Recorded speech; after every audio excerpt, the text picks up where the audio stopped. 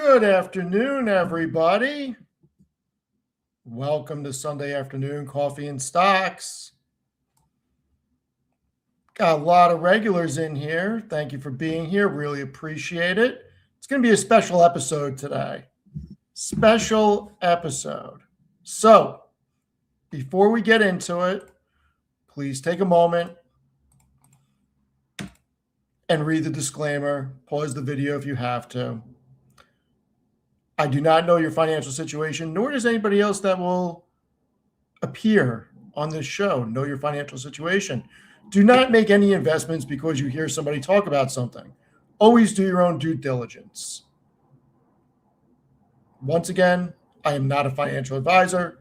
I just happen to do a lot of research. This is for entertainment and educational purposes only.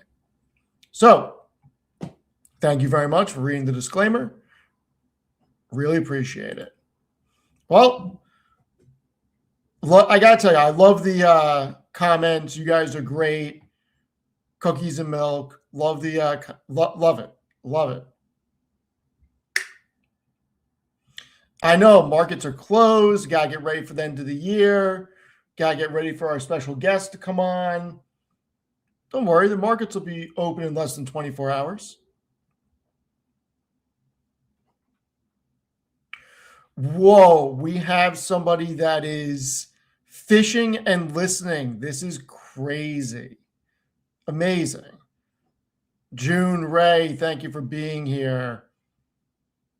Melanie, thank you for being here. Rusty, Missy Ledger, thank you everybody for joining. Really appreciate it. So hopefully everybody had a good night last night. Hopefully everybody finished their Christmas shopping. Hey, there's Spencer. What's going on, Spencer? So hopefully everybody got through their obligations and they don't have to do any last minute shopping and deal with last minute craziness at the stores. I am finished with my shopping, thankfully. And I got to tell you, I don't know how I landed this interview, okay? I don't know how I landed it.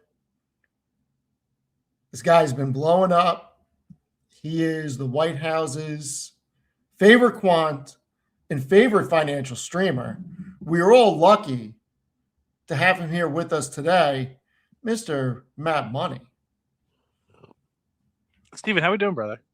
How does it feel to be the White House's favorite streamer? You know, Barron reached out to me. No, he didn't. But no, it's funny, man. It's a very interesting story. I've had to tell it like a million times to everybody that I know. So it's been quite a ride, but it's excited to be here, man. I'm glad I'm only 3 minutes late. I looked down at the timer. I'm on East Coast time now, and it was 2:55, and I was like, oh my God, I have to go make my coffee for Steven.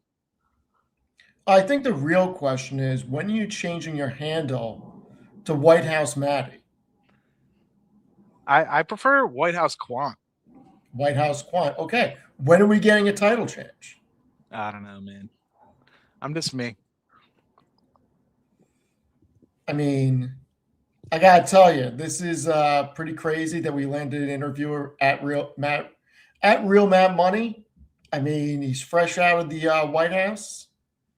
Dude, you heard it here first. East Coast. Fresh off the news feed. I mean, they loved what he was saying so much that he ended up on the news feed.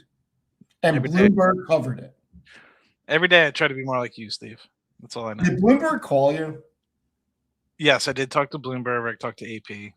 I was supposed to message the Daily Mail today, and I did not. So I need to message them back. Are you serious? Yeah. I'm not joking. And what did they say? Which one? Yeah, any of them. What did they say? Well, they just asked the basics, right? Like, what happened? Do you know what happened? No, I don't know what happened. And they were like, what else did they say? I forget the questions now, but they were like, the Bloomberg asked me if I support Donald Trump. And so I think they twisted my words a little bit there. I think the AP article, did a better job. because I a little bit more prepared for it because Bloomberg kind of caught me off guard right in the middle of the morning because it was a UK reporter that grabbed it.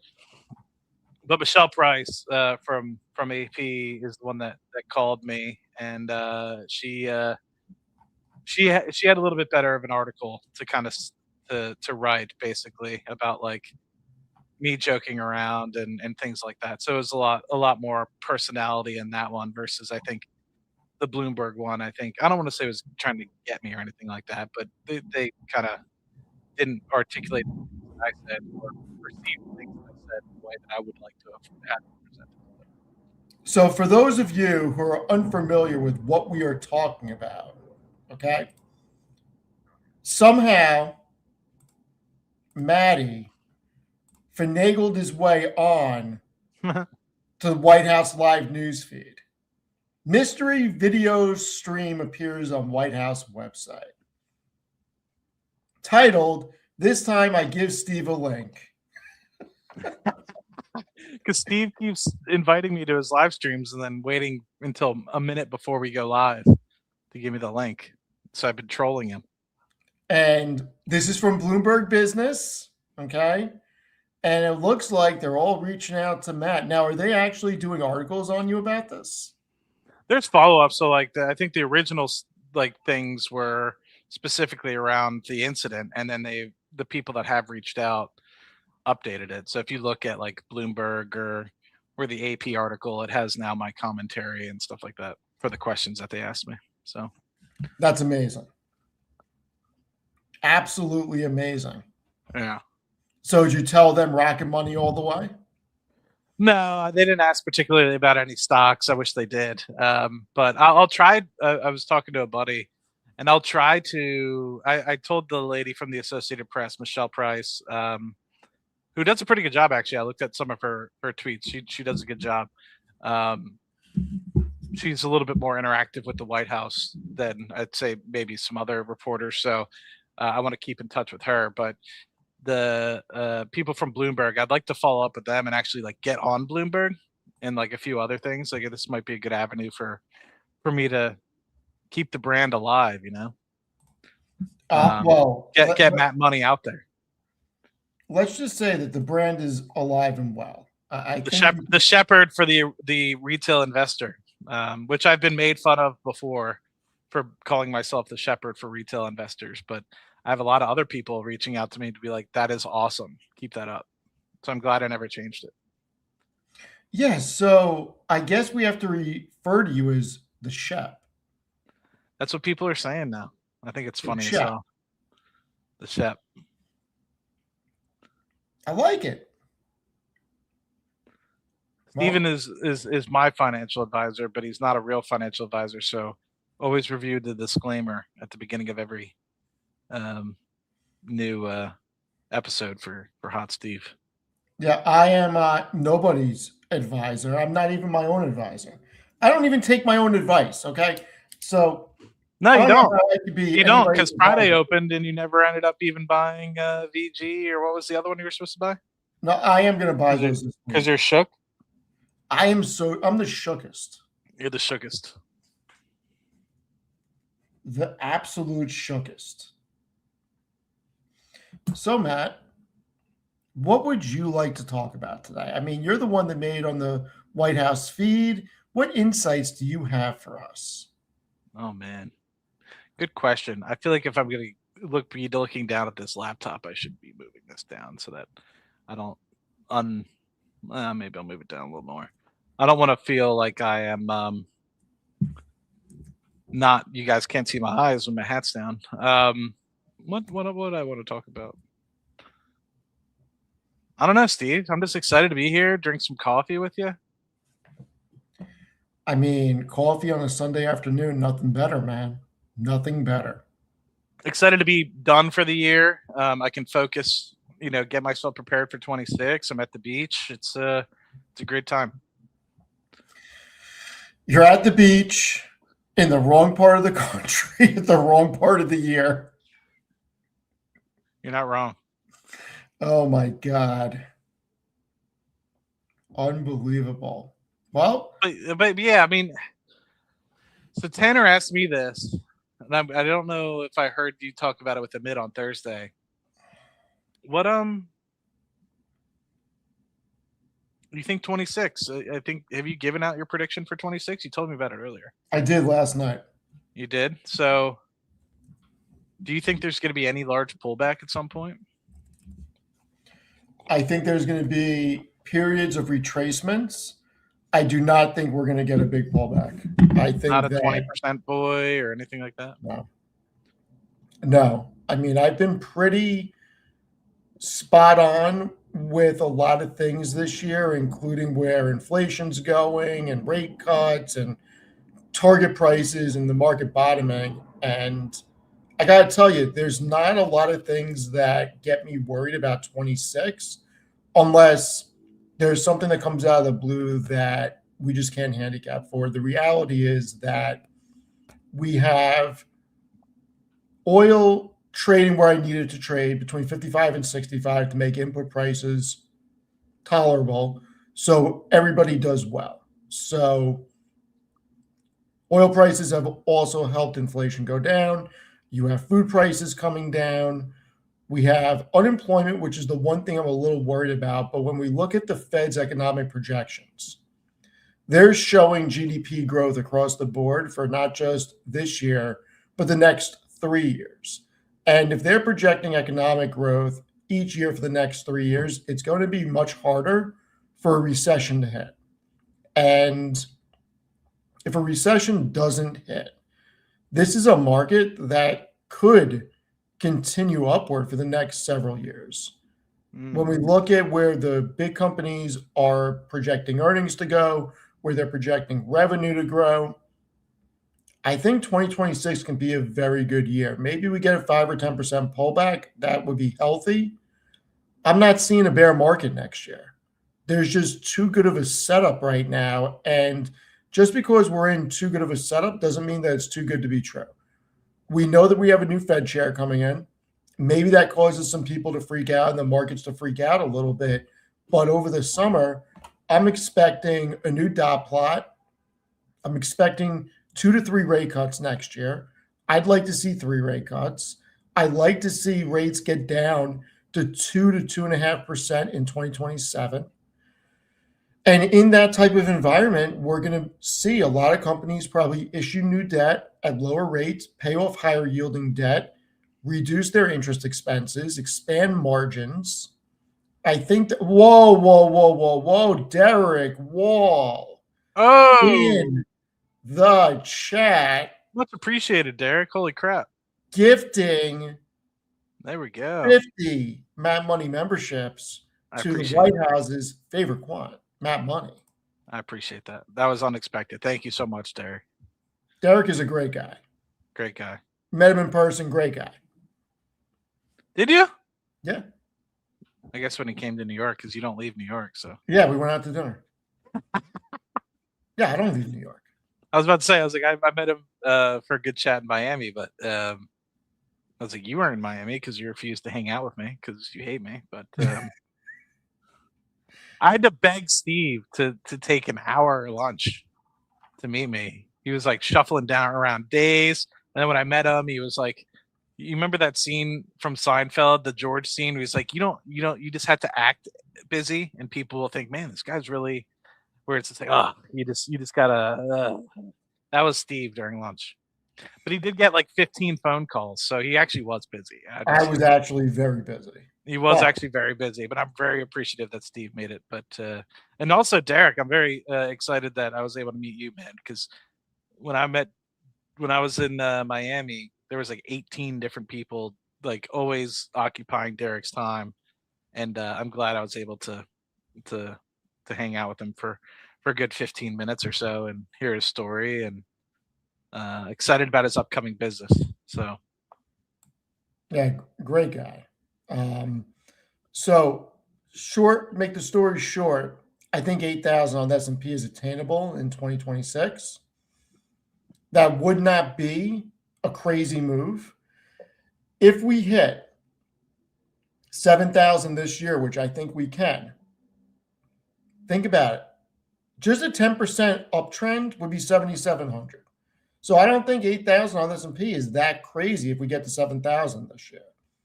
We have a lot of firepower on earnings. We have a ton of backlog with big tech, and we have a lot of visibility into forward revenue from the infrastructure companies, including Broadcom, Micron, and NVIDIA. So I do think this is going to be a very good year. It's also a year where something may happen that we have not seen many times, and it is big tech rallying along with the broad market. I think both things can happen in 26, where we get the companies that have been lagging, call it the bottom 450, because it's not the bottom 493 that's lagging. There are companies in S&P that are on fire that are outside of the top 10, AMD, Palantir, et cetera, et cetera. I do think that we can get the bottom companies to rally while big tech continues to rally, and that can push us higher. So that's what I'm seeing for 2026. How about you? I wanted to start the stream, but I got sidetracked because I was making my coffee. But I wanted to start the stream with you lied to me because you promised me that we would be 2.5 to 3% higher by the end of the year. And I don't know, Steven, are we only got 10 days left. We still got 10 days left in the year. It ain't over yet, buddy. Because where have we got to? Have we got to 69.50 yet, or have we not? I'm trying to remember where we got to on the SPX. So we got to a high of 69.20. We were almost there. And everybody called me crazy in April when it was at 48.50. Yeah, 69.20. And I said that we were going 7,000. I was one of the only people that was saying that. We got 2.5% to go, Steven. We did. Are we going to hit it? We do. And to me, let's be honest. Is 69.50 7,000? No, it's not. Oh, okay. So you're playing Price is Right, but to the upside. It has to be above. I mean, 7,000 is 7,000. You don't hit it unless it hits 7,000. I mean, it's a rounding error, but still, it's not 7,000. I mean, okay. So we got 2.5% to go, Steve. I'm glad you stated that because I just want to make sure that I don't come on a stream and it's 69.50. I'm like, Steve, you were right. I can be if it was 69.99. Still wrong. Like, Steve, you lied to me. That's what I'll say. It'll be Steve was incorrect. That Friday when it market opens, if it's not opening above 7,000. Now, silly question. What if it hits 7,000 and then comes back down to 695? Then I'm correct because it hit 7,000. Okay, so you're saying it just at some point it has to hit 7K. We are hitting 7,000 before the end of the year. It's not the SoFi rules that I have with Tevis where it has to maintain. We never 7, put a stipulation on that. I said I think my exact words were the S&P is going to 7,000. Okay. We'd have to look at the tape. I don't exactly remember what I said, but I do believe it was we're going to reach 7,000 on the S&P. All right. Not very good. Excited. I'm excited too. I mean, I think that this is going to be really good for the market. I think the markets are going to be really good next year. I would like to see things normalize. I think we need a rotation out of high beta names into more quality. I think there's a lot of companies that it doesn't make sense where they are. Mm-hmm. New one that I have not talked about live on stream. I was looking at Bristol Myers again, and it don't make sense. Just saying. What was the one that I was looking at in that particular space? Yeah, I'll have to double check, but I know Chris P and I were talking about it a few months back. I think STWD is not a bad one either. I just bought more. Did you? I have some puts on it because my thought process is worst case scenario, I get put the shares and I'm making an additional 10% of my money. I forget what I put them at. I think it was like $20 or something like that. So, I mean, we all know it sells or each share is 48 cents every quarter. So it's just under $2. It's, what is that, $1.92, Steve? a year in dividends per It share. is. It's $1.92. It's over 10% dividend yield right now, yield on cost. And every time it gets below 1850, I start adding again. I really like STWD. I think Barry Sternlich is one of the greatest CEOs in the REIT space. And it is something that I have owned for a very long time and I will continue to own. Mm. So you're thinking that because let me see if I digested what you stated appropriately, because I don't want to put words in your mouth and I don't want to think that I agree with you or not if we're on different pages. You're thinking we're going to continue to see some strength in the large seven tech names, but that also coupled with the bottom 450 that have kind of lagged behind to actually catch a bid, and people actually realize, hey, as interest rates are lowering, some of these other companies also have value, and you shouldn't just be focusing on this mag 7. There's a whole laundry list of names that have gotten super cheap over the years because people haven't been concentrating on them, and it's now time for them to also catch a premium, where right now they're probably trading at less than expected premiums. Is that what I'm kind of hearing you say? Yeah, for the most part, I would phrase it as the first half, exactly what you said, but the second half, that the bottom 450 will likely experience productivity gains from AI, Mm. which will help increase margins, in addition to being able to issue new debt at lower prices and lower their interest expenses, which will also expand margins, which should have positive impacts on forward earnings, which should make them do well next year. I think this is a market that can rally all together, not one segment here, one segment there. And financials should do pretty well because I think originations are going to be huge next year, in addition to a housing market starting to come back. Mm. That's one thing I've actually thought about as well, like in the long term, because people are talking about AI and uh, obviously that being a potential impact to um, all types of businesses, disruptors like HR and things like that. All that going towards something that you can kind of upload a policy, and that policy then being upheld by AI rather than an individual, let's say HR personnel. Um, so that could kind of be outsourced, and I've started to see companies do that.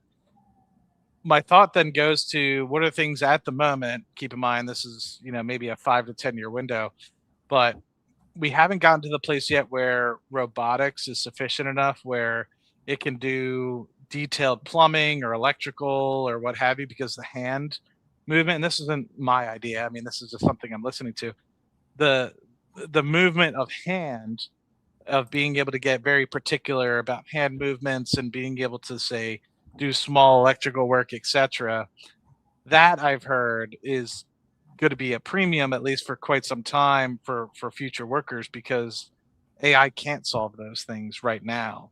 And so I'm kind of curious if eventually, not only that, but with data centers growing as well as this residential continuing to be what it is, if electrical and plumbing services companies that are on the market will also catch a bid, because obviously you're going to need a lot of electrical work for these data centers. You're going to need, and so some of them have already started to kind of show the backlog associated with data centers. And I'm curious if, with all this capex that's being spent, if that's the beginning or if it's going to continue to grow going into the 2030s and beyond. And if that's the case, then there's a couple companies out there that might actually be worthwhile picking up that are already profitable. It's not like they're speculative, right? We're talking about electrical, we're talking about plumbing companies.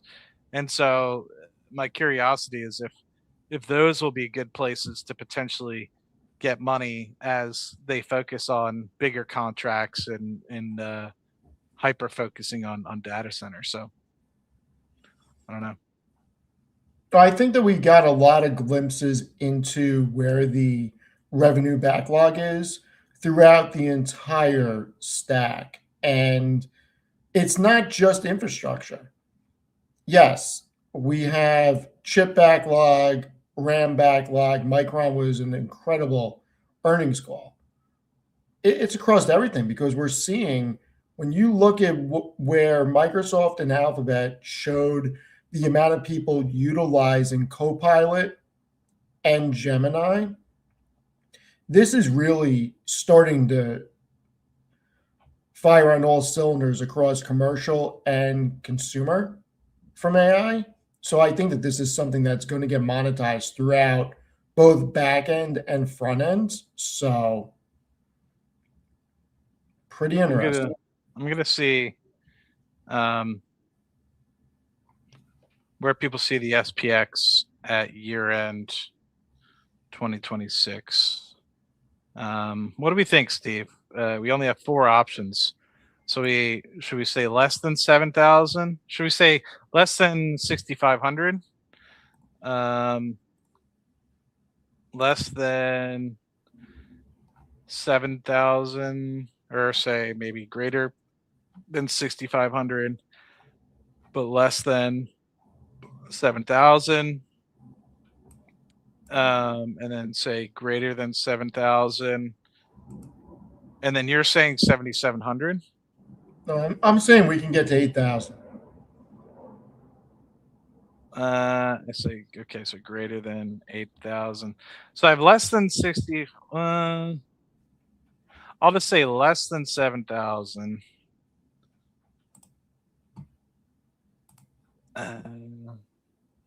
Greater than 7,000, but less than 7,500.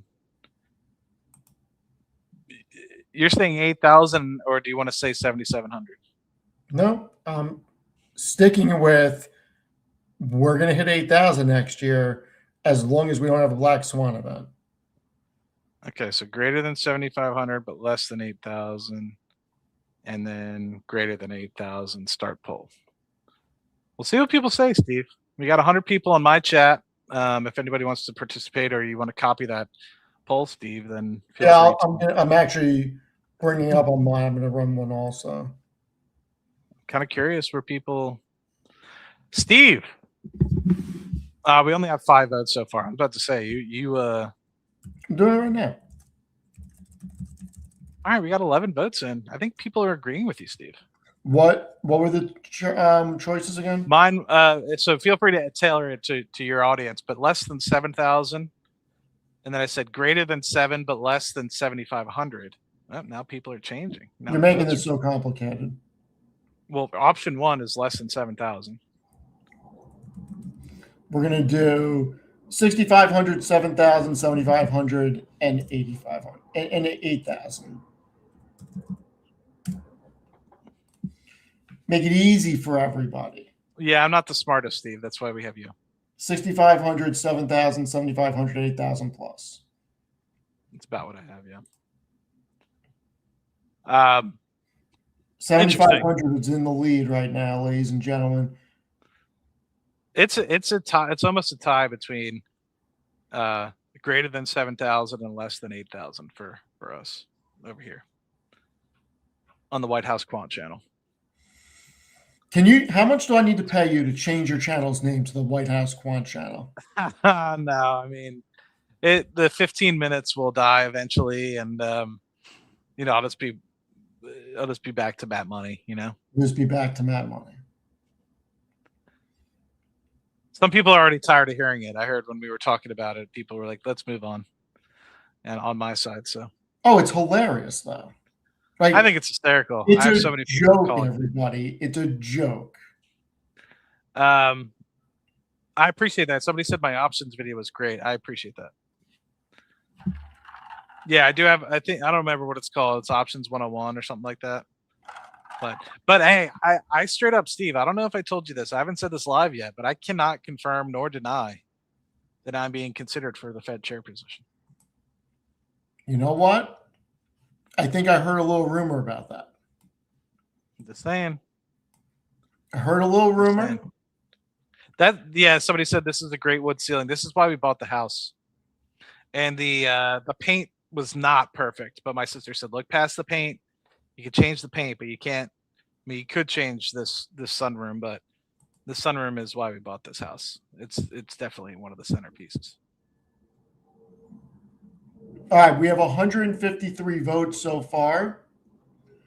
Hey, where are We're you going guys? to close the poll in about 30 seconds, everybody. So please vote. Yeah, I got 67 votes, so we'll have a good view on the Please polls. vote. We hopefully get close to 200 votes, is what people are thinking. Oh, Mitt's saying it could correct. I think there could be a correction in the second half as well, and that's not atypical of a midterm year. I think there will be a 20% plus. People are saying the only vote I care for is Matt 2028. I did, Steve. I'm curious. While we're waiting before we close this poll, I did think about with the Daily Mail if they asked me like what were those 8 minutes if I were to have said whatever I wanted on the White House Live. I didn't, because I had no idea that it was being streamed. Had I known, what would I have said differently? I would have kicked off my 2028 presidential campaign, and this is actually me reaffirming that I will. So, I mean, I will gladly, if I will take a VP ship if Vance wants me to be a VP, but I'm eligible next year, 35. So big 3-5. Your boy is eligible to put his hat in the ring. Like it. I could take down AOC. I would probably get within the first debate or like anything, I would probably say something that I should not, and I would immediately get booted. Well, we're going to end the poll. Yeah, let me add mine as well. I have 221 votes. Oh, wow. The number one answer was 7,500 at 43%. 27% say 7,000. 23% say 8,000 plus. 7% say we're going lower, 6,500. I have 81 votes, so slightly less than yours, Steve, but greater than 7,500, but less than 8,000 is where we topped out. So that was about 43%, and then it almost was the same. 41% said between 7,000 and 7,500. So regardless, I mean, you're seeing people thinking we're going to be positive next year. Anywhere between 10 and, or I guess anywhere between 0 and 8,000 would I guess be 13% year over year. If we go to 7,000 to 8,000, let me see, 8 divided by 7, 14. So anywhere between 0 to 14% people are saying. Pretty wild. 10% of people think we're going to be greater than 8,000. And then some people think there will be 6% of people think will be less than 7,000. So I think our groups align pretty closely there, Steve. We'll see. I mean, look, it is a midterm year, but I'm not scared of the midterms. How about that? I like it. Here's why. If we get deadlock, that's actually the best thing for the market, believe it or not. Always is. Always is. So if one side loses something and one side gains something, but the other side keeps something, deadlock.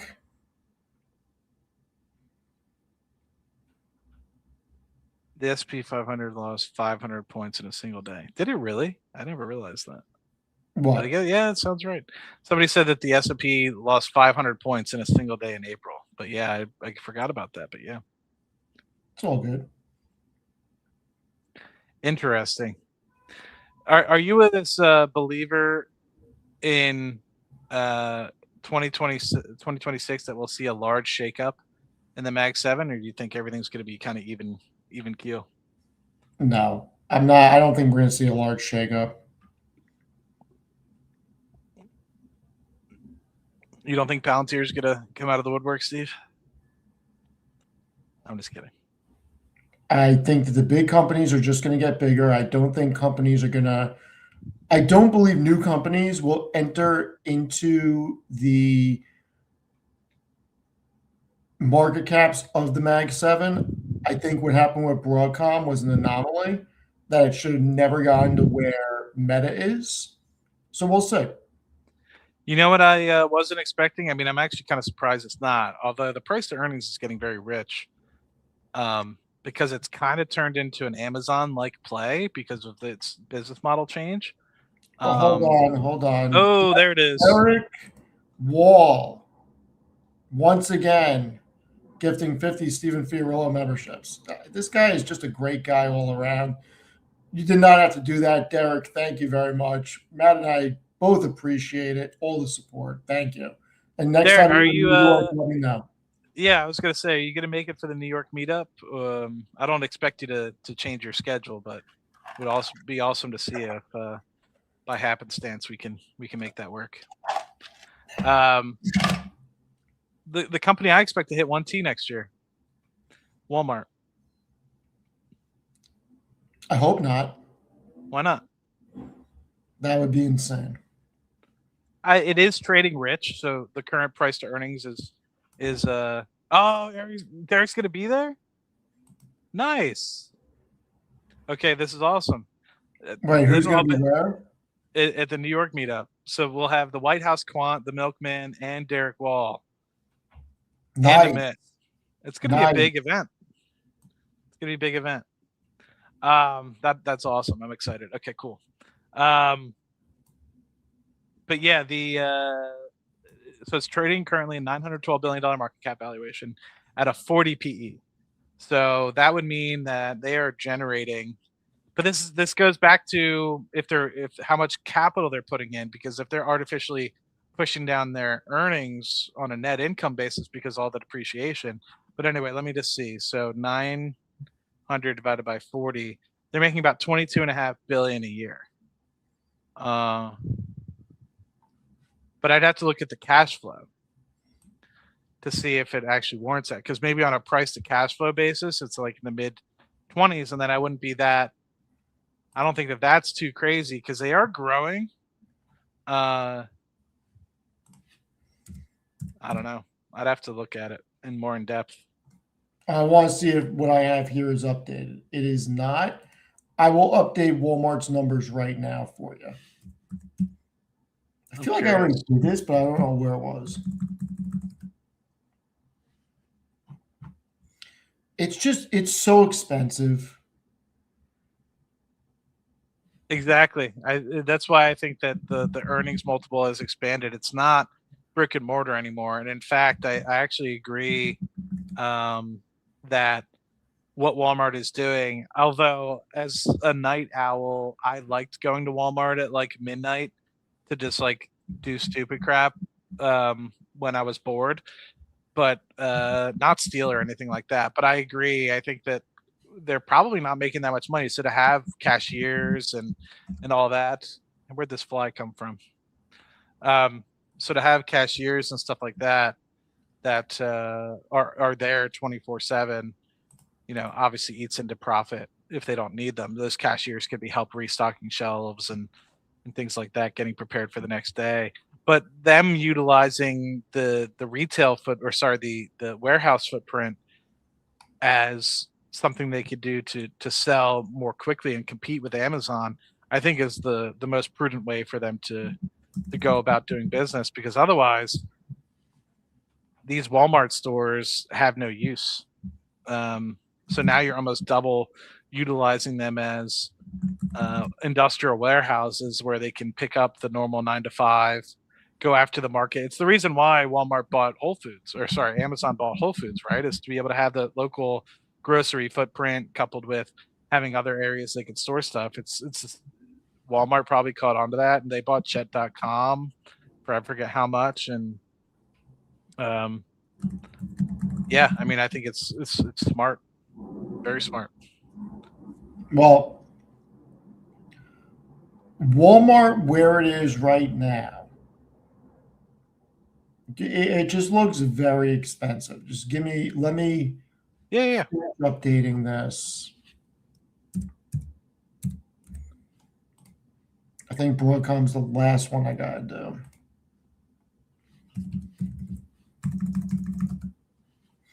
You know what? We'll bring it. Hold on. Let me me do this. Somebody's talking about Aduro. I don't dislike Aduro. The thing that I've had problems with Aduro Clean Technologies, and I've covered that in the past. It's been quite a while, so I will gladly eat my own hat out of ignorance because I haven't kept up with the company as much as I'd like. But I looked at one of their most recently quarterly reports, and they're not making steps towards generating excessive amounts of revenue. Yes, they're creating a lot of partnerships, and I believe the technology there and it works. And for anybody that's not familiar with Aduro Clean Technologies, it's a company that basically thought process is how much plastic and stuff we have in terms of like waste product and stuff like that. What can you do with that waste product? And the actuality is that you can reconvert those plastics, which come from oil products, and reconvert it back into usable oil products. And the thought process behind that would then be you can then get rid of some of these plastics while generating energy. So there's that kind of life cycle of what the business is all about. But I haven't really seen them make meaningful strides towards making greater revenue, and so it's tough for me to be like, yeah, let's go for it and go full both feet into something like Aduro. But I know a bunch of buddies that were just like me interviewing the group executives very early on in 2021, and they've done extremely well. They bought the stock, and obviously they've uplisted twice now. I believe they're on the Nasdaq, and have done well. But my problem is until I start to see them make that path, I'm okay if a company loses money, don't get me wrong, but until I see them make that path towards actually growing towards profitability, it's tough for me to get involved.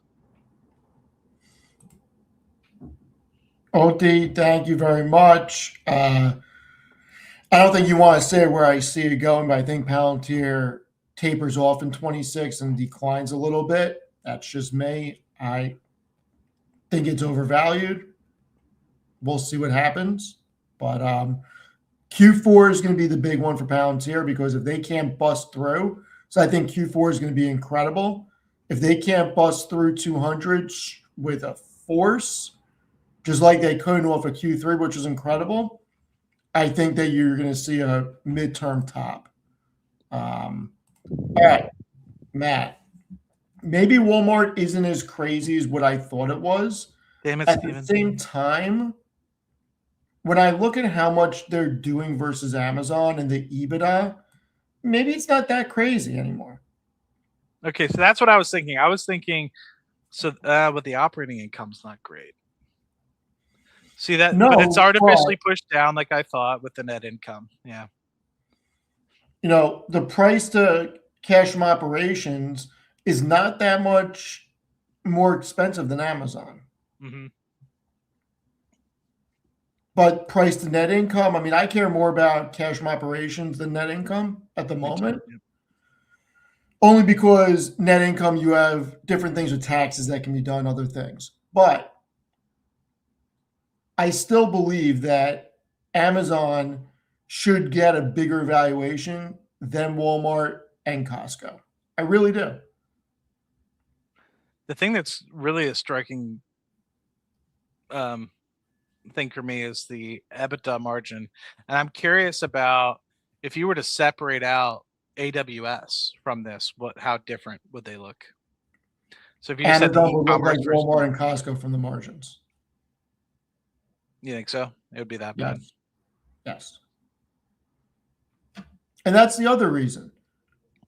Walmart and Costco don't have an AWS. And while Walmart is making strides on e-commerce, it's such a low margin business that I get it.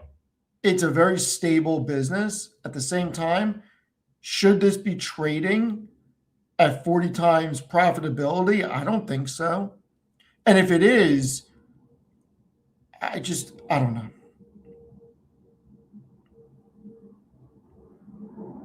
The people want to know what you think, Steve.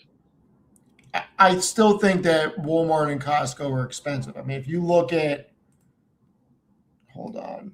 But looking at it like this, do you think that Costco is as expensive as you once thought? It has come down in price too. Costco is still very expensive to me. Walmart, But on a price to cash ops, I haven't looked at it on a price to cash ops. I know it's like a PE of 50. Yeah, I mean, from where the analysts see their 2028 earnings for Costco, 35 times is expensive to me when Amazon is trading at 24 times 2027.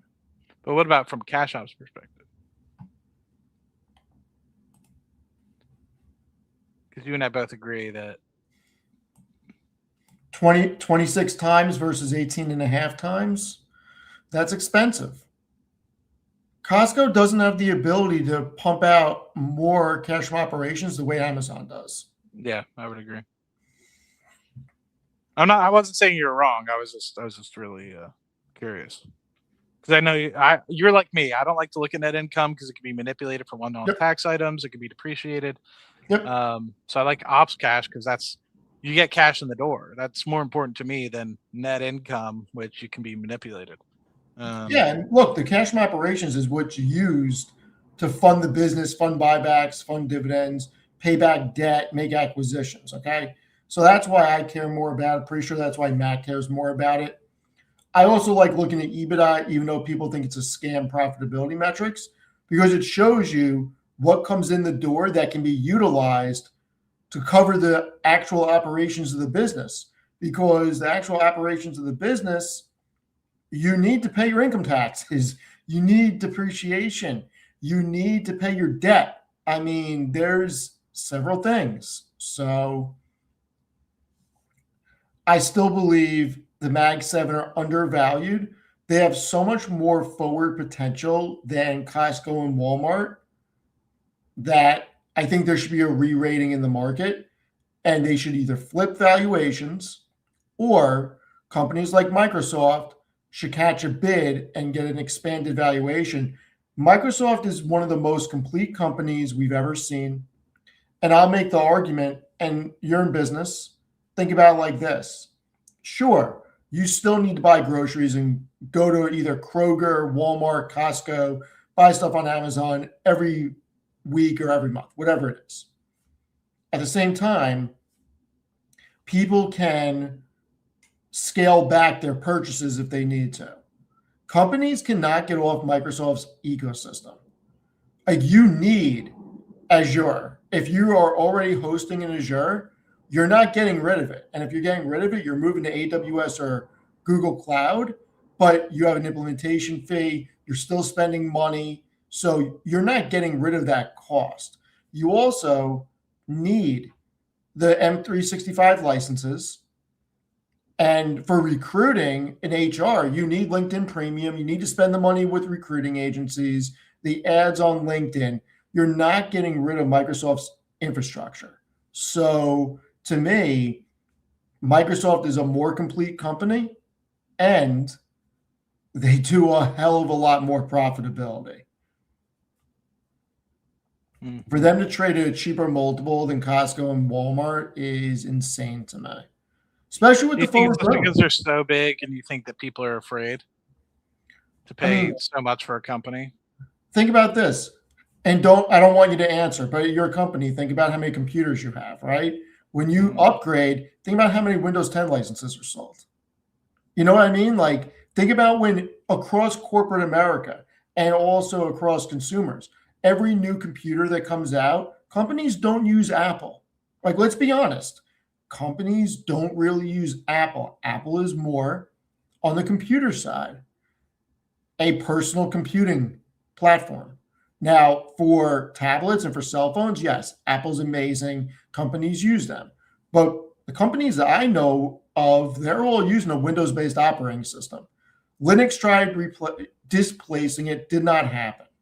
And Microsoft just has such a moat around their products that I do think that the earnings power is so sticky. It is just as sticky, you can make an argument, as a Walmart's revenue or a Costco's revenue. Just think about it. You're doing an EA agreement, enterprise agreement. You're doing EA agreements for the M365 licenses, and you're locking things in at a 5-year clip.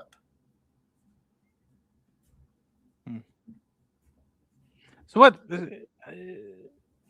Let's help. I don't know if you've come to terms with it yet. If you fully have described it, I need to write this down as well. So going into 26, what themes do you see? I mean, you talked a little bit about the 450, Yeah. the bottom 450. You talked about how you think it's still going to be a strong year for the Mag 7. I agree.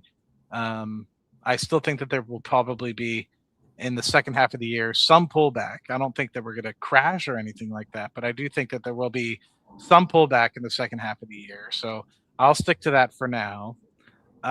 Is there any particular themes? Like for me, I would love to have something like robotics in my portfolio. Obviously, I'm sticking to the LNG theme because I think that a lot of people are starting to see cracks in a lot of other companies being able to deliver. So that whole supply glut in the late 2030, sorry, the late 2020s, et cetera, I think is starting to break down. And I always thought that that was going to be the case.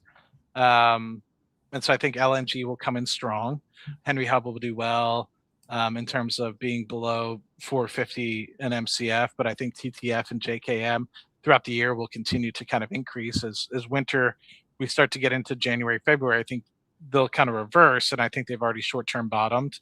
And I think with Russia, et cetera, really starting to cease not just delivery to the EU, but all of Europe, I think that that'll help drive an additional amount. And I also think that the European gains that they think they're going to get from renewables are optimistic. And like apparently the EU thinks they're going to be able to use 30% less natural gas between now and the end of 2030 because of renewables.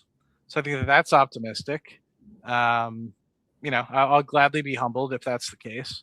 But with all these delay in projects and Russia cutting off gas, I just think it's setting up the second half of 2026 to people realizing, oh crap, we actually need these incumbent companies in the United States for their LNG in the global trade. And so I think LNG will have a stellar year. Not LNG prices in the US, but you have to think the spread between European natural gas prices and US natural gas prices. So don't just hear me say the environment and think, oh, Henry Hub's going to go to the moon and buy like Boyle ETF or something like that, because that's not what I mean. It's all about the arbitrage between what you could sell it for in the EU or Japan or Korea or the rest of Southeast Asia, and what it costs for Henry Hub gas in the US. So unless you truly understand, then stay away from the trade because it could be quite detrimental if you don't fully comprehend. But so I think that that's going to set up really well, and we're already running at a pretty lean amount of storage in the EU. So I'm cautiously optimistic that my portfolio is set up for that. AWS will continue to dominate. Google, I feel like, is going to not perform as well because it has had such a run up.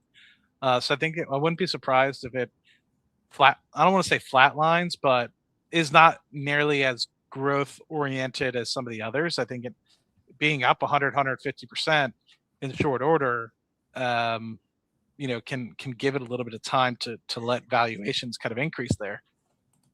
But I'm hoping Amazon really starts to realize some of these gains from robotics, because we've already started to see their ops margin creep up in a positive way, and I hope that it continues, because at the end of the day, I still think Amazon's lagging in terms of its valuation, and it's been sideways for quite a few years.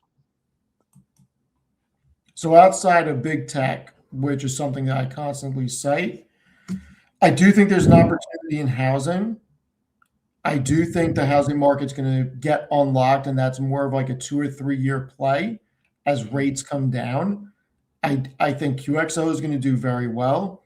I think there's some REITs that'll do well. I think there's REITs that are very undervalued because we're coming off the tail end of a high rate environment. And I don't think REIT valuations have caught up to it yet. And I think there's some that are getting hit harder than others. And while some are warranted, I think that there are some that are just following the sector down because of a fear about commercial real estate. So stuff like Realty Income, I think, will do well next year. I want to dive. Sorry, I'll let you finish. Sorry, I thought you were pausing. No, just that. Those are really the two. And adjacent place stuff is like AGNC. But stuff that people really wouldn't think of. And then I do think companies like Coca-Cola can get a little bit of a bid, not a huge one, but I have to think that the large caps have the most to gain by AI because they have the balance sheets to implement it correctly and extract margins out of their operations. So I think we could see Procter and Gamble and stuff like that gain a lot of efficiency, which could be a big narrative. But to me, the more obvious stuff is REITs and housing. Mm.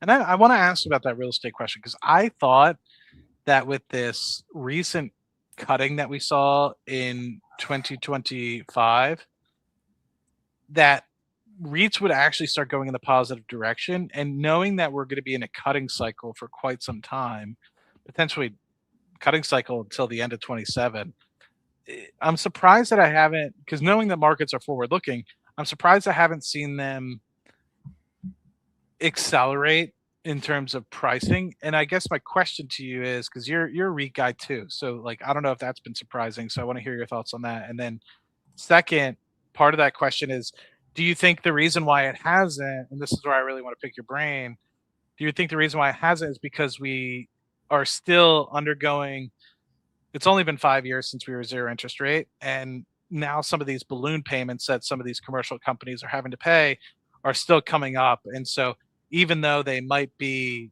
cheaper in sense of where we were, say, in 2023 when interest rates were at its highest, it's still higher than what it was during 2020. And so when you're refinancing these things, you're still not getting the deals that you thought. And so your weighted average cost of capital is still increasing, even though you're in a cutting cycle.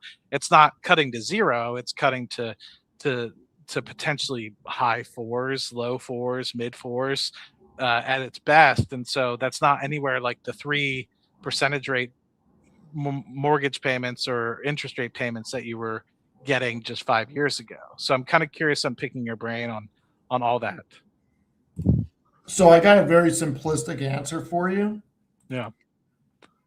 Because when we say it's a tale of two cities.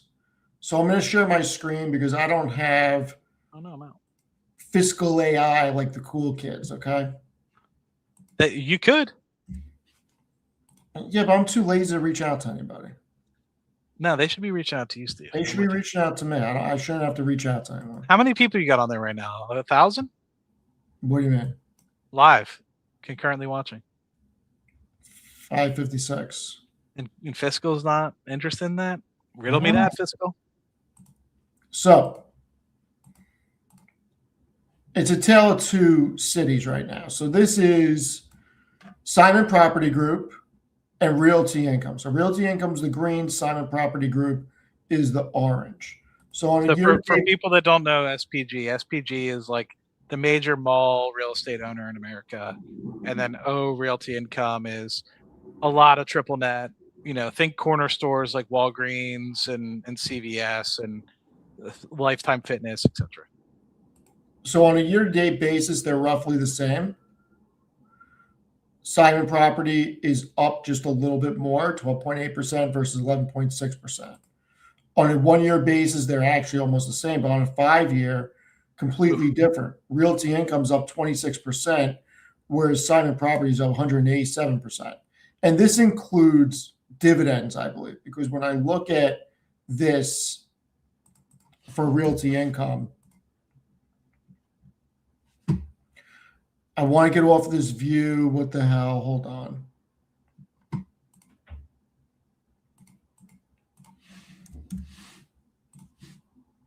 All right, finally brought it back. Let me reshare. So on a year-to-date, Realty Income is only up 5.5%. Over 5 years, it's down without the dividends. And over the past decade, it's up 10%. Now we look at SPG. And the yield's at almost 6%, Steve. Wow. Yeah. So Simon Property over the past decade is down. But past 5 years, yield too. Wow. It's up 121%. So we look at coming out of COVID, Simon Property without the dividend is up 121%, whereas Realty Income is down 5%. Tale of two cities. Reason why this is, my opinion, simplistic answer. People have overblown the narrative about Realty Income's customers folding to e-commerce and folding to AI. A lot of people were worried about the Walgreens and the CVS's and this and that. And I think that is still a reason why you're seeing specifically Realty Income and NNN REIT not going up, because people are worried about, can their clients continue operations without moving full e-commerce. I think that's putting a lot of pressure. Will AMC still be here? AMC has space at Realty Income. Now, Simon Property, we went through that a while ago. Nobody is questioning Class A malls anymore. And I have written a lot of articles about it and how e-commerce is still less than 10% of the overall numbers spent in retail. And physical malls are much more than shopping. They are human connection. You have restaurants, movie theaters, other types of things, mini golf, et cetera, at Class A malls. People are not going to live 100% of their life behind a screen. They're going to look for human interaction and things to do. So to me, Simon Property Group was an easy play. I do think Realty Income and REIT will do well. I think we need rates to go a little lower. That way, the narrative around their underlying tenants changes a little bit. Because I think that's what's holding them back right now. Nobody cares that Realty Income has a 98.7% leasing right now. Nobody cares that they've raised the quarterly dividend for over 100 straight quarters. Nobody cares that Realty Income continues to put out great numbers. So you like real estate trusts going in? I think it's a theme that can work as rates go down and as their tenants continue to remain solvent and that narrative dissipates a little bit. I think it's something that will pick up steam, especially with people looking for income. I mean, if you're looking for income and you got money on the sidelines, Realty Income at 5.5%, 6%, getting a monthly check doesn't look too bad with quarterly increases on the dividend. And potential to grow your underlying. Yes. I mean, look, one that I've been pounding the table on is Omega Healthcare. Been pounding the table on it. We have such a need for long-term care facilities and for skilled nursing facilities that I think it's something that will continue to do well. It's up off the lows. I think it's going to continue to do well. I don't hate it. I don't know. It's I know I'm excited for lower interest rates. I mean, I'll be able to refinance the place I'm in right now, my personal home that I normally stream from. The place that's 2 blocks away from here. So I mean, it'll help my cash flow. That's for sure. So I don't know. Yeah, we'll Steve, see. are they coming for you, Steve? What's going on? Dude, it's New York. What do you expect? In New York, Steve, concrete jungle where dreams are made of. Nothing you What do can't you expect, man? It is a concrete jungle out there. Concrete jungle. Okay, so real estate. What else are you thinking? QXO is the thought. Let's take this one real quick. This is for you. Like LMT is Lockheed Martin, by the way, 100 billion market cap, 70 billion revenue. How big can Rocket Money actually get? Why is SpaceX so big and Lockheed Martin so small?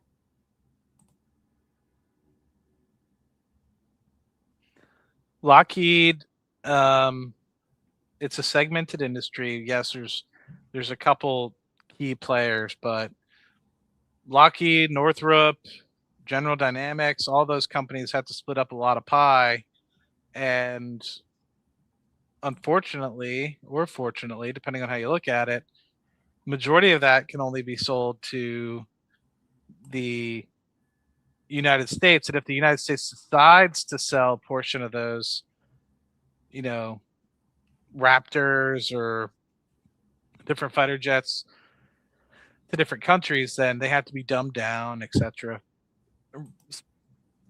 Rocket Lab, I think, is in a better position than SpaceX in terms of being able to do more international work.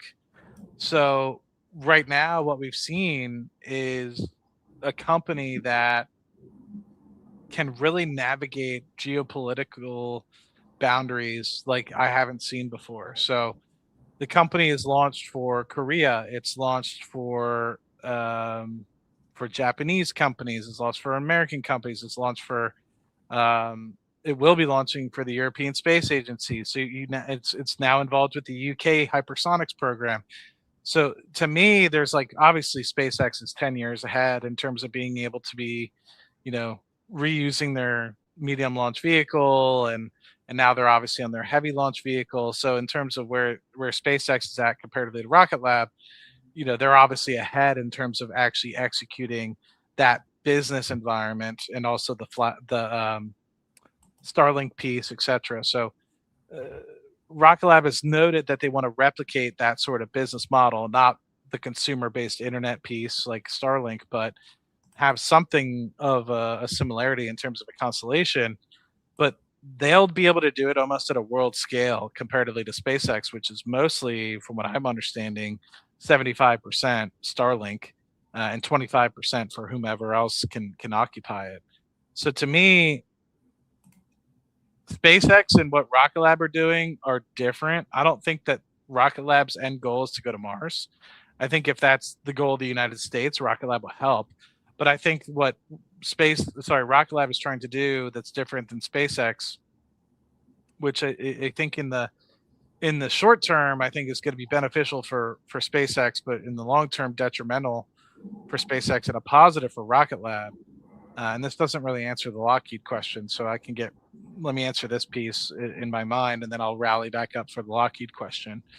But in the long term, I think that you'll see a lot more diplomacy and work across boundaries that Rocket Lab will do, which I think will generate a lot of capital. At some point, I think that SpaceX, unless it gets controlled over by the common person as a public company, then I think this might change. But my thought process around before SpaceX went public would be they're going to do everything and anything they can to go to Mars. And if that's the case, they'll even sacrifice profits to be able to do so as long as they get to go to Mars. Now, I think as they go as a public company, unless Elon maintains control somehow, I think that could shift. It could be very well that in the long term they focus on helping geospatial across geospatial borders, etc., to get as much money as possible as a profitable business. So, at the moment, it's like not every country wants to work with Elon. So you'll have a lot of those contracts go if they can to Rocket Lab, which in the medium term will be very beneficial for Rocket Lab. Rocket Lab also now has an operated headquarters in Germany now as well, which helps create some of those laser terminals and receivers. So it'll be interesting to see how that morphs over time because you also have this Australia ambition and hypersonic testing piece as well. So it's Australia, US, UK. That's been kind of a partnership since October 2024 to help share on the hypersonics piece to be able to catch up with folks in the Middle East to kind of create some sort of Iron Dome like defense system, not offense, but defense system. So anyways, to do that, what was the question specifically around Lockheed? Why is 100 billion versus why? Oh, how big can Rocket Lab get? I mean, I don't really think Lockheed has a successful rocket launch company. The Minotaur, which I believe was Lockheed, it might have been Northrop, but the Minotaur was something that was launched at most once a year. They claimed that it could be launched like twice a year, but I don't think that they had the cadence available. And it was $50 million. Now you have Rocket Lab launching 21 times a year, as displayed just this morning at 1:30. They launched their 21st rocket for the year. And their cadence, I think, at this point, if you use the last 6 months as a proxy, can be upwards of 25 times a year if they're able to get that up and going. So I wouldn't be surprised if you see next year in 2026 potentially 25 to 30 launches coming out specifically around the Electron. And that's not even using haste. Haste, you're not even going to space. You're going hypersonic to test that. So I think that that portion of the business can ramp up on its own at a compounded annual growth rate of 20 to 30%, maybe even 50% in the shorter term. So to me, I think you'll have more volume because it's going to be able to be more digestible as well as cadence. And so the government, which has a shrinking budget, can't afford something like a Lockheed unless Lockheed can get their prices down. And unfortunately, at the moment, I don't think Lockheed can get their prices down. So you can do 5 launches with Rocket Lab comparatively to the 1 launch you were able to do with Lockheed just a few years ago. And you're getting 5 times the amount of research and data and testing. And so to me, it's a no-brainer why Rocket Lab would continue to accelerate while Lockheed cannot. But I also, at the same time, I don't think Lockheed creates their own satellites. They have to outsource a lot of these things. And so what does Lockheed do? They charge 20%, 30% uplift being a prime contractor, and they don't build a lot of their own things. And so to me, you're going to be able to get, going directly to Rocket Lab for the same thing, a much cheaper product, because Rocket Lab will be able to create a lot of those things and not have to upcharge, say 30, 40% on something that's already upcharged. So that's kind of my thought process. I think that Rocket Lab, for what I know today, can go to 150 to 200 billion. And I'm still trying to understand how big the flatellite business will be, because it hasn't been fully articulated what the constellation business will be. They're obviously competent at making satellites. They have the largest space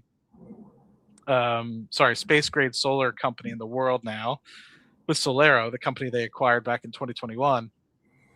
Those things have been used in the James Webb Telescope, the Perseverance rover on Mars. You have a legacy of really good data points for the Solero company that's been now acquired by Rocket Lab. And so my question is I don't necessarily know what the Flatellite constellation will do. And that's a big kind of question mark at the moment as to how much money that can generate. Is it going to be $250,000 a year per satellite, or is it going to be $3 million a year per satellite in terms of annual reoccurring revenue? What they have demonstrated is, with the 2 most recent contracts for the Space Development Agency, is 18 satellites that sold for $525 million in the Space Development Agency Tranche 2 deal, and then just the deal that was signed the other day, $800 and some million for 18 satellites for Tranche 3, which I haven't even calculated the cost of that. Let's say it's 807 divided by 18. That's $44 million per satellite.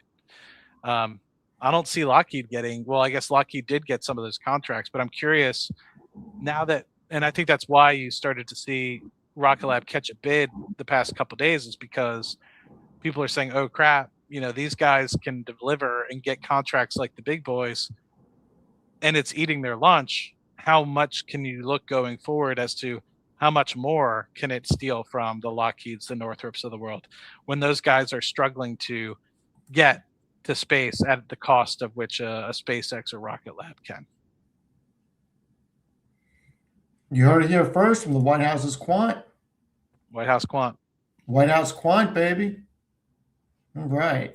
And then Maddie, what comment? I don't think we made a comment about Boyle. I don't even know what Boyle is. I did. Boyle is, I think, a triple leveraged natural gas, U.S. natural gas futures ETF, I believe. Gotcha. But I stated basically that, and I didn't mean particularly to attack that individual. Yeah, it's the Ultra 3X my question or my statement around that was particularly don't buy into LNG stocks if you think one way, particularly about Henry Hub prices, because yes, Henry Hub is important in that equation, but it's not the equation, right? It's about spreads between Henry Hub and spreads between the title transfer facility in the Netherlands and JKM, the Japanese Korean marker in Southeast Asia. So if you were thinking that Henry Hub is going to go to $10 an MCF, then sure, go buy Boyle. You know, that's really your MO. Then go for it. But it's not, these LNG stocks don't trade off of Henry Hub and Henry Hub alone. It's a derivative of Henry Hub, and it also depends on what's going on in Europe and going on in Japan. And so you can't look at Henry Hub in isolation and try to trade BG or Next based off of that. And that was the comment that I had made. And yeah. Gotcha. All right. Well, I'm still not buying Rocket Money, everybody. I missed the train. So That's a shame, Steve, I because missed the there's a train. lot of money to be made between $35 billion market cap and 150 to 200 billion. I guess. So my question is, when are we going to see data centers on the moon? On the moon, I don't know. You're already starting to see. Or how about the data centers in orbit? They already are.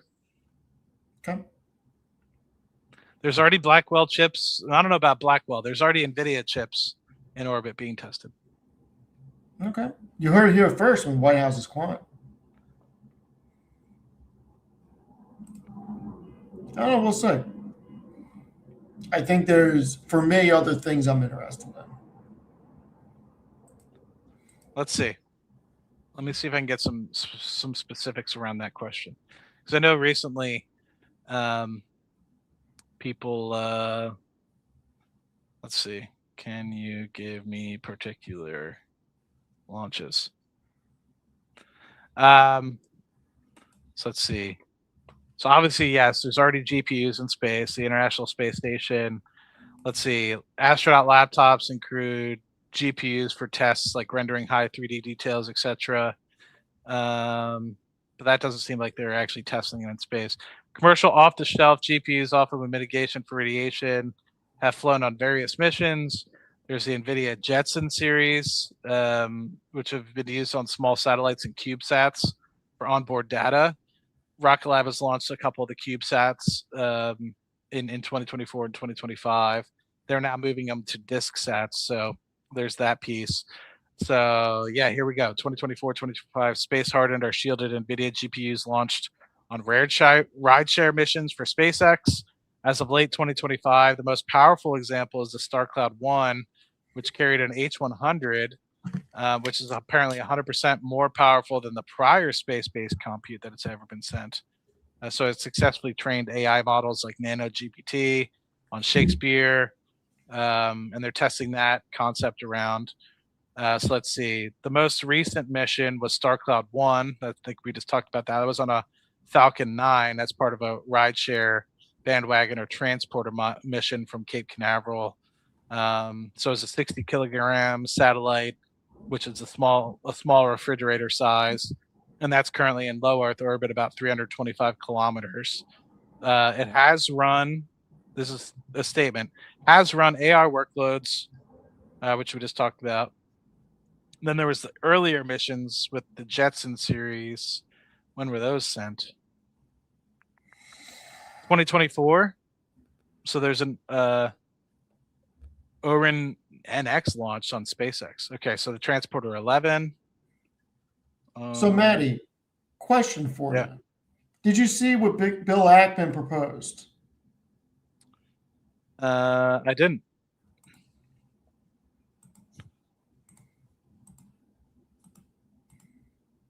How do you feel about this?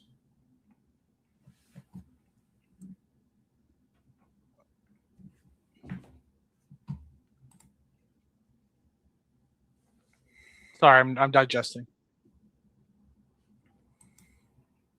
I don't think it's dumb. I think it's wise for.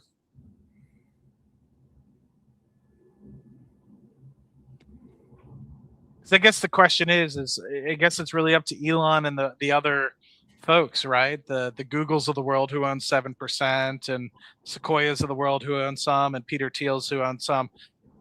I guess it really just depends on how much money were they anticipating on raising. Was it 10 billion? Was it 20 billion? I don't know what percentage are they actually going to float to be able to, because for anybody that's not familiar with the IPO process, I mean, what you're basically doing is saying, hey, we're making these available to the market publicly now versus privately, and we think it should be trading at X, and we're actually raising, let's say, $3 billion for certain things. Maybe it's just to get liquidity to sell your own shares. That's also possible.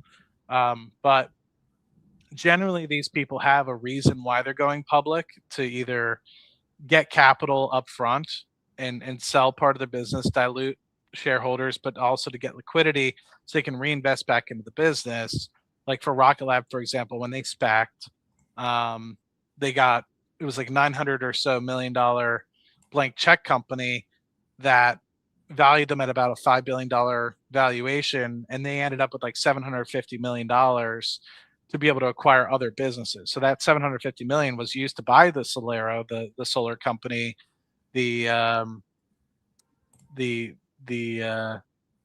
bunch of different other small companies. They bought like 3 or 4 big companies with the blank check that they had gotten. So if that's what, say, SpaceX wants, excuse me, is say $10 billion to be able to kickstart or accelerate the large Falcon Heavy / Starship missions and get that runway, then I don't see why not. But I guess it really all just depends on, can you get the 10 billion from private investors? Oh, I think they could, but I think you're right. It depends on what they are looking to raise. The IPO market's going to be interesting next year. I mean, how many companies do we see IPO, and do we find out that the private markets have become massively overvalued?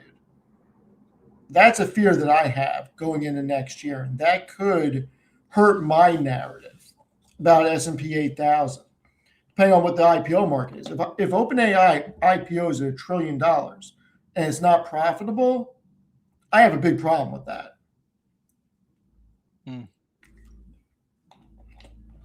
I think it's tough. The narrative has tailwinds and it has headwinds. I think one of the headwinds as well is crypto, and crypto I think is going to continue to have a drag on the market. I think you've been able to get a lot of these IPOs from, say, Circle, and not an IPO, but just a massive tailwind for Robinhood and Coinbase and all of them. And I think that that's going to be a headwind for a lot of those companies. Now, obviously, depending on where they are in the S&P, if at all, because obviously some of those companies aren't in the S&P and some of them just joined, that could be a headwind and drag down, and that could be a negator on some of the verbiage you used around getting the 7,700, 800, or 8,000 on the SPY, or the SPX rather. So I don't know, but yeah, I'm very curious to see how much capital they actually want to raise out of this IPO for SpaceX. How much? I mean, at that large of a valuation, I could be humbled. They could potentially reach upwards of 20 to 25 billion in cash for selling a very small portion of the business. They could. I mean, I don't know what the most amount of money has been raised ever has been in an IPO. I don't know. I have no idea. I'll look. I have no idea.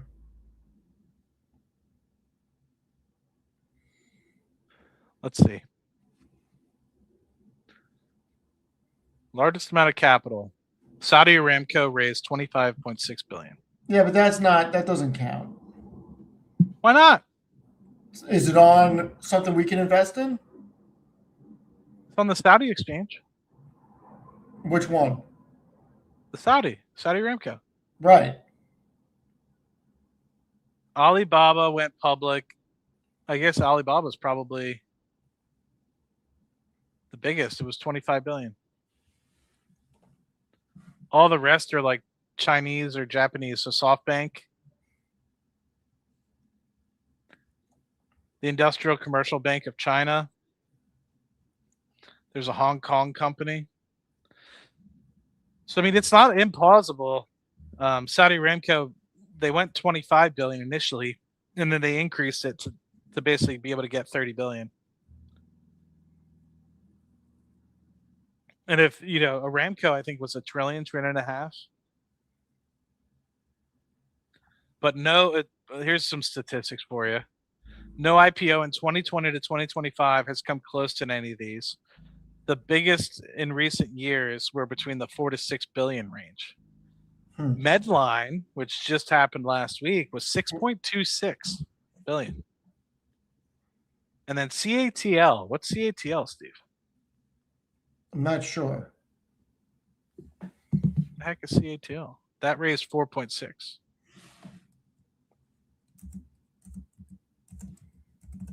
I don't even see CATL.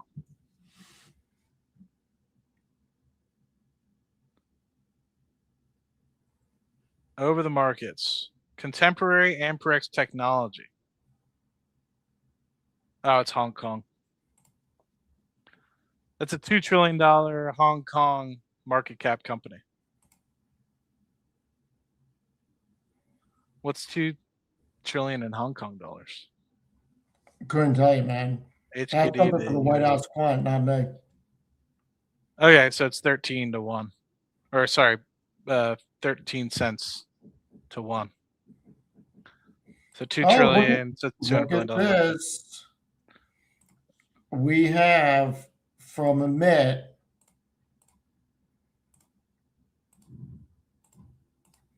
how the stock market could correct in 2026 on his Substack. I think he thinks he's better than us, Steve. But in this case, we know him as better. Look at him going on this. Steve, you got competition, dude. Look at him. Good for him. Did he make those graphics? Good role model. That's Kalshi. Did he make this Google graph? Probably. Is Amit stepping up in the world on Google Graphs? I don't know. What did it say? It said who he got it from. Hold on, go up. Chart by Dustin. Dusty. Does it say who? Who's Dustin? Everybody go read this, please. Amid Substack. How many people are following him on Substack now? Not enough. Not enough. 15,000 people plus. He's got good looks, man. Look at those good looks. He's a good role model. He rocks the gold chain. I can't get that gold chain.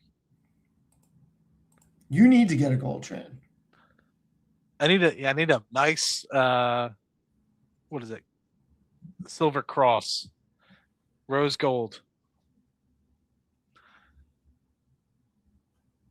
You know what I do need, Steve? I need grills. Oh God. I need grills. You know the yeah, I need some ice. There you go. That's the terminology these days, Steve. So how do you feel? Let's answer this. How do you feel about the whole Netflix situation a couple of weeks removed? Do we feel that Netflix is going to get the deal done with Warner Brothers, or do we think Paramount's going to get the deal done?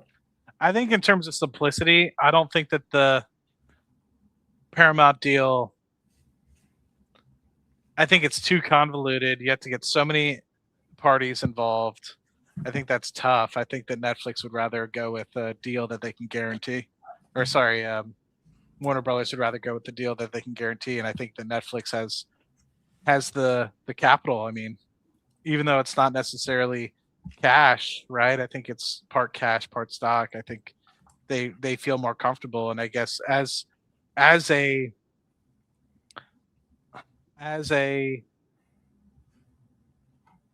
company, I would look at what's best for my shareholders and what is more executable, right? So let's just say, for example, somebody wanted to buy this house. Let's just say it's $100,000 house. If I have like somebody that says we can get $150,000 for that house, but we have to get 8 different parties involved, versus somebody offers me 125 and it's one party involved, I'd probably just go with the person that has the 125 with one party involved. Unless for some reason I can get some guarantees from the people with the $150,000 offer. So here's the big difference. Okay. So I'm not very smart, so I'm trying to simplify it for myself. No, I get it. Paramount offered $30 all cash. Netflix offered $27.75, a mix of cash and stock. Mhm. The $30 all cash deal is $18 billion more cash for Warner Brothers equity holders. And there's supposedly $6 billion in cost savings combining Warner Brothers with Paramount's assets. So Who stated that? Warner Brothers or Paramount? Paramount. Most likely they'll shut. I mean, I would think that they're going to combine the movie studios, et cetera, et cetera. Get rid of one streaming platform. The Warner Brothers board has told shareholders to vote for the Netflix deal. Yep.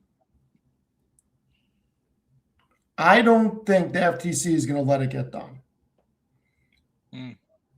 Netflix is so big that if they add Warner Brothers, they become the de facto place. I don't think that it's going to be pro Hollywood or pro consumer. I think that pro consumer puts Warner Brothers and Paramount together. How much? Which one is the one that has the $3 billion or $6 billion breakup fee? Is that the Netflix has $5.8 billion breakup fee, which I would say at this point, Warner Brothers is never going on the block again to be purchased. This is a one-time thing. You're in it for this much, pay the damn breakup fee. Tell them that you will give them the freaking additional money. Because if Warner Brothers chooses to go with Paramount over Netflix, they own Netflix, I think, $2.8 billion. So pay that $2.8 billion on top of what you're giving them on the 30 a share.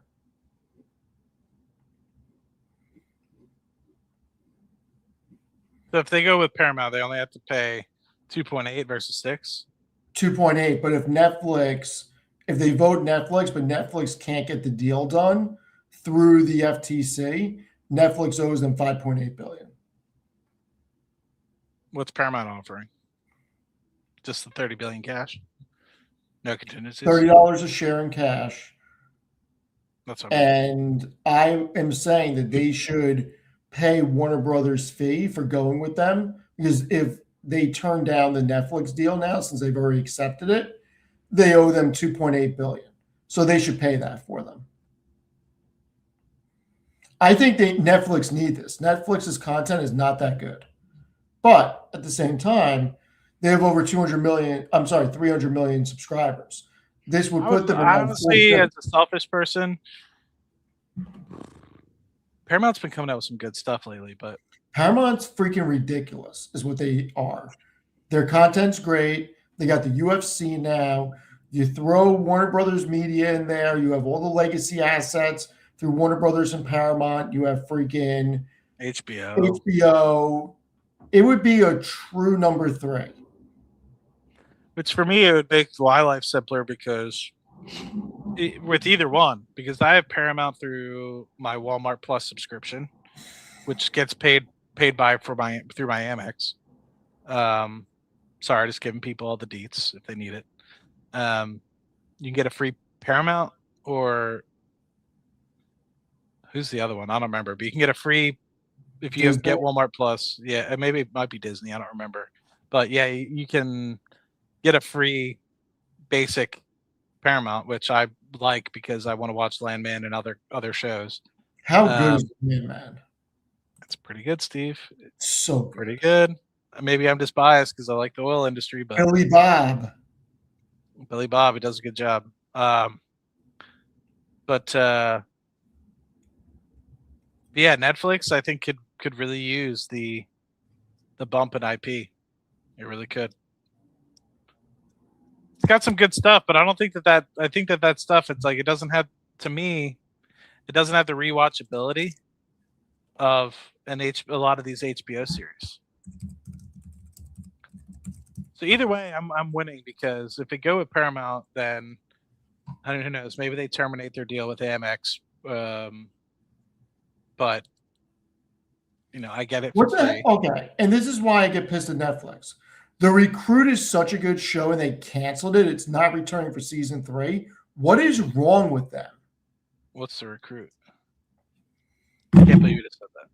You've never seen The Recruit on Netflix? No, so don't bring up a trailer, but bring up like a IMDb or something. Like, I don't even understand. You're breaking my brain. That's what I'm here. Everybody in the chat, have you seen The Recruit? Please tell me you've seen The Recruit.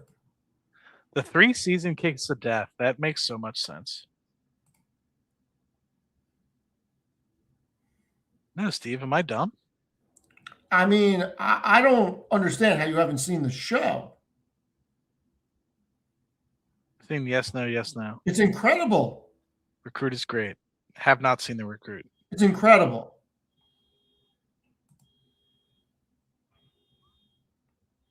I don't know. I am shocked that a lot of people in the chat are saying they haven't seen this. It's a great show. Luckily for me, Steve, I got a TV right behind me. You can see it. My upper right shoulder. I wonder if the people in Netflix canceled The Night Agent also. They canceled this. I thought that they did. Did they? I know you liked it, but I thought you said that you were frustrated with Netflix because they did. Maybe if I remember that you stated you'd be upset if they did. I would be upset if they did. Hold on. All right. It'll be returning for its 3rd season, early 2026. Night Agent is a really good show also on Netflix. Did you finish Stranger Things, Steve? No. I'm boycotting Stranger Things. I think it's gotten progressively worse as it's gone on, and I have no interest. What are you watching on Netflix now besides The Recruit? Nothing. I canceled it. There's nothing I want to watch on it. Then why do you care if they cancel The Recruit? Because I was going to get it again specifically for The Recruit. You're a gangster. I love it. No, seriously. Like, here's my problem with Netflix, okay? And Netflix is the only one that I do this with. I can spend 30 minutes going through freaking Netflix and still go through things because there's nothing I want to watch. Any of the other streaming things, that does not happen with. And that's a hard thing for you to say because you watch everything. Everything. Like, I could go on HBO Max and I'll just rewatch Entourage, or I'll rewatch The Sopranos, or Silicon Valley, or freaking Oz, or True Blood. Like, there's always going to be something on HBO Max for me to rewatch. I go on Prime. There's always going to be something on Prime that I want to watch. The thing that bothers me is, crap, I just had it on the tip of my tongue. Somebody said it almost verbatim. Not Mindhunter. What was it? I forget. Maybe it'll come back. Guys, True Blood. Matt, did you watch True Blood? I watched a couple episodes. It was pretty good. True Blood was so good. So good. Maybe that's what I do, Steve. I get, I need to use, I didn't know this. I forgot. So how they changed. Do you have the Amex Platinum or you have the Gold? No, I boycott Amex. Okay. They changed up the, what you can get, the benefits for having the card. And yeah, I don't believe in paying for credit cards. I get it. I won't do it. I get it. I think about it as well. But yeah, one of the perks is $100 in Resi. Uh, if you book a restaurant through Resi, they'll give you $100 or something like that. So I might just go and use that. I completely forgot that that was one of the perks this year, but I need to check out the local restaurants because if I'm going to recommend people, hey, here's I gotta do it. Yeah, I mean, look, here's my whole thing with Amex, okay? I'm not paying you to extend me credit so I don't have to use a debit card or cash. You should give me free credit because every other company is willing to give me free credit. Like, there's nothing that I'm doing because I don't travel. Now, if I traveled, I think it would be a much different story with the lounges and all the other stuff where you can game it and benefit and make that But we all annual. know Steve doesn't leave the U.S., so But not since I don't leave New York, there's no reason for me to play that game. So and it's $200 total for the year, specifically for this one perk. So I think maybe they gave you twice a year, but I don't know. My buddy told me it's $100 per time, so you can't do all 200 at once. You have to do it 2 separate times, so it's $100 each. but yeah, when it comes to Netflix, I can legitimately scroll through for 20 or 30 minutes and not find a thing I want to watch. Yet I can find something within 5 minutes on the other things. So that is why I will cancel Netflix. And then when a series that I actually like comes back, I'll get it for a month and watch it and then cancel. Hot Steve, man, the myth, the legend. So, did you watch Power on the plane? What's going on? No, I can't afford a iPad, so What you have an iPad? Don't mess with me. I don't have an iPad. Really? No, ask Chris. He's been getting on my case in a positive way, constructively. He thinks that it'll help my productivity. Dude, iPads are amazing. I know you've been on the iPad trade for a while. Long time. I don't know. I like a desktop. Like I have this laptop No. because I travel too much, but No. I'm talking about just to have one for the couch or whatever. I know exactly. But Yeah. like I'm more of a guy that likes to sit in front of a monitor at a desk, like you are right now. But I'm not talking about using it for work. I'm talking about. I know, but I'm just saying I don't like if I watch Netflix or something, it's at my desk. I don't go to a couch. But I also don't have a spouse. Like you have to spend time with your wife. Wait. You don't watch Netflix on TV? No, I have 2 monitors. I'll just do whatever I'm doing and no, you gotta throw the Netflix on the big screen. That's what I'm saying, Steve.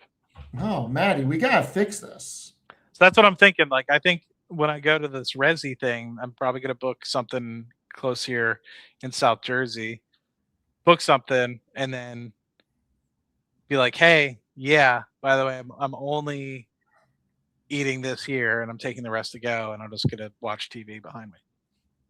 Look at this setup, Steve. You like this? There's like a nice love seat right behind me. Then there's the big couch. And I think that is there a chase lounge? Yeah, the chase lounge is still back there. For the youngins that like the eggshell chair, we got the eggshell chair. I do like it. I like this room a lot. It's even got the fireplace back there for the winter. Nice. I like it. A lot of people get upset when we don't have that on during the summer. It's like it's 85 degrees out. Why do you want a fireplace right now? We got the bonfire. Maybe I can't take this thing that mobile, can I? We got a nice little bonfire thing out front for you, Steve. When you finally decide to leave New York. Listen, maybe we can. Literally the best sunsets on the East Coast. I'm not lying to you. Like you come, I'll send you a picture. The best sunsets on the East Coast. Listen, maybe we can coordinate this a little better and meet up in AC. There's no sunsets in AC, Steve. I don't need a sunset. So he's like, why would we see a sunset if I'm at the crab stable? Exactly. Go get a nice big steak, glass of wine, go shoot some craps. Maybe I do need to buy that place in Atlantic City, Steve, just for you. I mean, I think you should just go to Atlantic City. I am gonna try to see. I think my one buddy, he lives a couple towns north of AC, and um, I'll pick a mid up on the way. you tell me. You tell me. Yeah, we'll figure it out. As I much mean, as I would love to, as much as I would love to tell people where this place is at, there have no, been well, people that not have at found all. it. We're not Yeah, doing that. I know, but people are like, "Tell me where it is." It's like I love you, but there are people that unfortunately don't like me. So for some reason We or don't another, need the FBI showing up and trying to figure out how Matt got on the White House's stream. open up. But no, but yeah, no, there have actually been a few people that have found me and have rented. Like, oh my god, I follow on YouTube. This is great. And then I never hear from them again. They stay. They're like, I don't know if they're like hated it or what, but like they're like, oh my god, I can't believe I found you. They stay there, and then I never hear from them again. It's like the world swallows them up. Just go back into the void. So Good role model. Good role model. what are we buying, Steve? I don't know. Maybe All some right, if I had to Netflix? watch one thing on Netflix, I have HBO. I have Paramount. What am I watching? All right. You watch Yellowstone? I have not watched all of Yellowstone because I didn't have Paramount forever, and then I luckily when I had a trip to the UK, I watched the first 2 seasons because you have 8 hours. Yellowstone is so legit. I should finish Yellowstone. You should finish Yellowstone. Yeah. Is what you should do. Yellowstone's amazing. Did you like wait, which one's the newer one? 1923 or whatever? 1888 or 1887, whatever the hell that one is. I started that. That It one's was pretty good. Is there only one season of that? I don't remember. You should finish Yellowstone and then watch Power is what you should do. Power costs money, Steve. Really? Really? How much is a year subscription? It's like $13 or whatever. I mean, really? Let me see. I'd pay the $13 just to cancel it. Stars promotion. Let's see. There's like $1.99, $3 a month for the first 3 months. Did you watch Industry on HBO? I did finish the first season, but it was really good. I liked it. How many? It's up to a couple seasons now, right? 3 seasons. It's really good. What happens in the second season? Is it I don't the want to tell second you. season? You But is should it worth? watch Is it worth the second season? It's worth it. Do you watch Billions? I've pretty much. I never finished Billions because it's off now, right? It's Dude. off. How do you not finish these shows? You're much more diligent about keeping up with stuff. Dude, Billions was so fire. Stop what you're doing. Billions was up to 7 seasons. Go finish Billions, please. And I got to where it just started getting like really good as well. Like, What sorry, season spoiler did you alert. stop in? Spoiler alert for the people that haven't watched. Like, they get divorced, right? And then it starts to like really dive deep. Who? They move Chuck, off- Chuck and Wendy or Axe and Lara? Oh, that happens really early on. Axe and Oh, I'm Lara. asking who you're talking about with the divorce. Chuck and Wendy, yeah. Okay. That's like, I feel like season 5, something like that. 4, I think. 4 or 5, yeah. That's right. At the beginning of 5, I think, is where I got to. Yeah. Oh, dude, go finish Billions. How many That's seasons? the number one thing you should do. Go finish Billions. It is a good show. It's unbelievable. Guys, the quality of Billions did not slow down.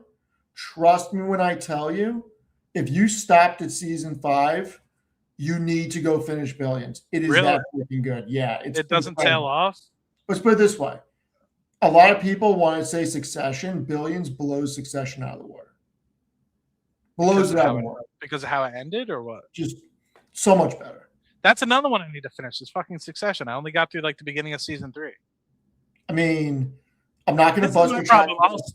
People will. This is where I start. I don't start shows. I wait for a couple seasons and then I binge watch it, and then I had to wait for the next season, and then the next season comes out and I forget, and then by the time it's been a couple years and I don't finish it. Yeah, I mean, Succession is worth finishing, but it's not as good as Billions. Really? You should definitely go finish Billions. I feel like there's nothing new that's going to happen in Succession other than just the drama within the family. It's just the drama. That's all it is. Yeah. Because I think it's the biggest piece of drama I think happened at the end of season 2, beginning of season 3, I think. Oh my God. Hail the Great. Beth Dutton is freaking amazing. Come on now. What? I think she's great. Yeah. She's amazing. They're actually shooting the spinoff with her and Rip. I'm trying to remember. Is that the guy that she likes in the beginning of season 1 of 1883 or whatever it is? Dude. Oh no, I'm thinking of the actual Yellowstone. Never mind. I'm thinking who's the blonde chick in 1883 or whatever it is. Never mind. I mixed them up. That's my fault. Are they really doing a spinoff with them? That's good. Yes. I like her character actually a lot. She's great. Because you see, how do I say it? This isn't a spoiler alert. You see, I don't want to say bipolar, but you see the two personalities, right? You see the inner child of her and her wanting to succeed, which leads to her and how she shows up in day-to-day life against people outside the family. And so I like how you get to see that inner child as well as, sorry, I don't know if inner child is like a formal term for writing, but you get to see some of that inner child and also how she's kind of seen externally. And I think it's really good. I really do think that Paramount and Warner Brothers together is much better for consumers. After going over everything, it's just Netflix needs this deal, but I don't think it gets through. These guys are acting like we've never seen There Would Be Blood, Steven. I feel disrespected. That's a joke, by the way. I don't actually feel disrespected, but no bueno. No bueno. Steven, I will drink your milkshake. Can I just tell you know what I watched the other night? I watched a movie the other night. Did you watch the Underworld series? Oh, only the first one. That was like the early 2000s, mid 2000s. Yeah. With Kate Beckinsale. Yeah. So I watched The Rise of the Lycans the other night. It was so good. Oh, you said about Steven, you cooking? Huh? What? You cooking? You don't remember that Dave Chappelle skit? No. Have you seen Dave Chappelle? Once or twice. See, now I get to bag so on you. Overrated. What? So overrated. You never watched all the comedy specials that come out? No, it's so overrated. You have seen them or you haven't?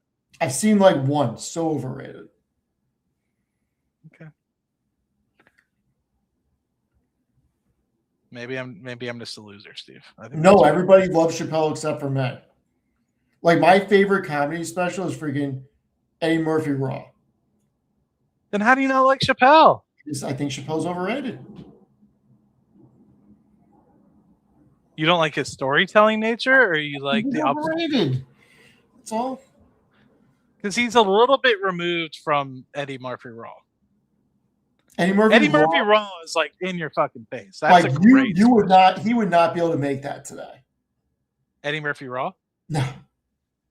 Really? I don't think you can make that today. I think that it plays that. I think it's very comparable what Chappelle does. He jumps over and across the line, but jumps back in very well. I think maybe I'd have to rewatch it again. I don't think the Dave Chappelle Raw is anything crazier than what Chappelle has done. I don't know. But I think maybe that's right. I think some people like Chappelle because it's more of like a storytelling than it is like jokes. And in Raw was like, anyway. I mean, I've seen Rogan live. To me, Rogan's hilarious. Dude, the Rogan, what was the special that came out a couple years ago on Netflix? That was great. He's got some bits that are just incredible. His older stuff is so funny. I don't know if I've seen a lot of his older stuff. I'll send you one that is just incredible. Dude, the one where what was it? It was like 4 or 5 years ago. It might have been pre-pandemic, where he fucking leaps on top of the bar stool that he's sitting on, like this as a gargoyle. It's fucking hysterical. I was crying. He's hilarious. Him and Callen are hilarious. Who? Brian Callen. Don't know. You know who Brian Callen is. So you've seen freaking Hangover, right? Yes. Okay. You know when they go get married? Yes. Okay. Eddie from the Chapel. Got it. That's Yeah. Brian Callen. Got it. Got it. Hilarious. You don't think Rogan is funny? Well, Yeah, I think Rogan's hilarious. Hermosa Beach 10 years ago. You're a good man. What are you doing for dinner tonight? I don't know. I got to check this resi. I'm full as hell from lunch. I had a really good cheesesteak. But I might go get some local restaurants because people always ask us, where to go. You need to like leave a list of good places to eat. You gotta go do some investigation. Well, this is the problem. So like I love my sister to death and we co-own this house and it's her dream. This obviously is not me. This is all her design. I'm just the guy with money that knows that when cash flows, right? Which this cash flows. So but she's like, you need to go here, you need to go there. I'm like, lady, you don't go out. Like you got 3 kids and your husband, has a sensitive tummy. God rest, love him, but they don't like to go out because, everything's got to be done well. Otherwise they get sick. So I'm like, you're just saying stuff. Like you're just using Yelp. Like you haven't been in any of these places. So I gotta be that guy. You should be that guy.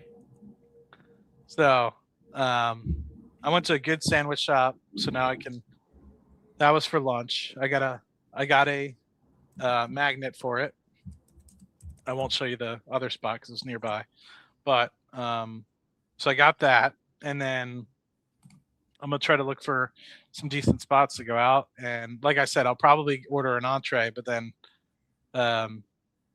order something to go. So that way I, have something for tomorrow for lunch.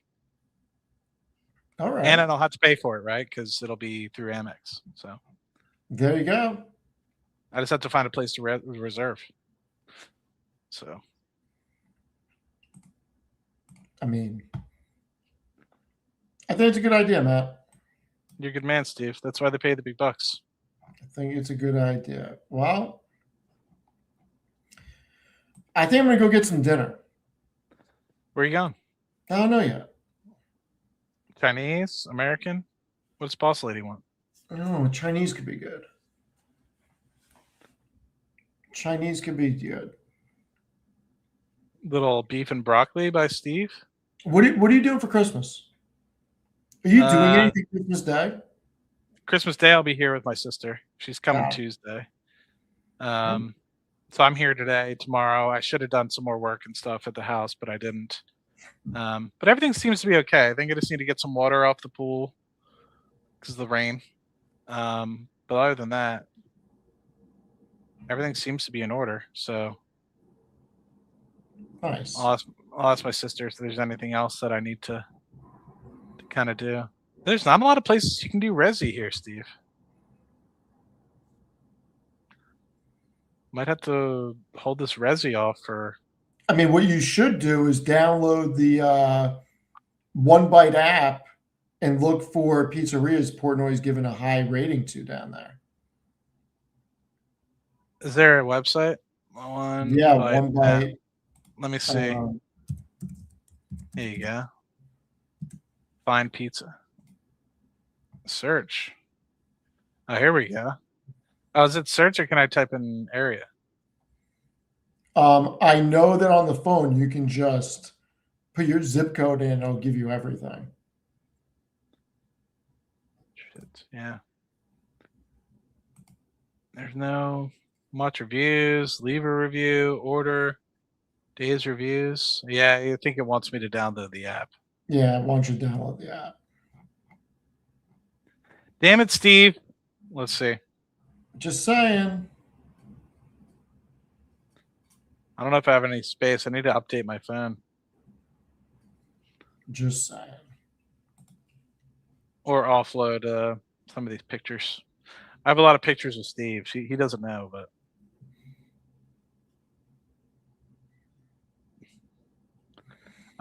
you're a good man, Steve. Well, we can end it here. Appreciate your insights on the market going into. Can I ask a question? I understand. I don't dislike this, by the way. I like your thought. I should keep this magnet away from my computer.